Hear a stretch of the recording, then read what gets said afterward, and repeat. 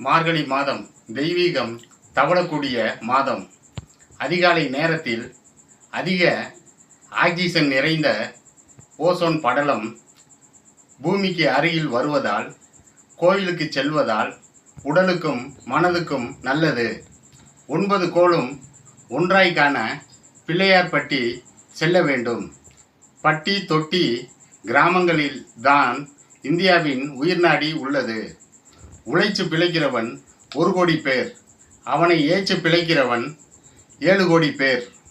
விளை பொருளுக்கு விலை கிடைத்துவிட்டால் விவசாயிகள் ஏற்றம் பெறுவார்கள்.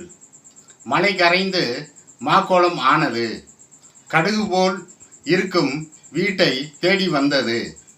மலை மேல் வீட்டிருக்கும் தெய்வத்தின் கடைக்கண் பார்வை பட்டால் மலை போல் வந்த துன்பங்கள் பனி போல் மறைந்து போகுமே.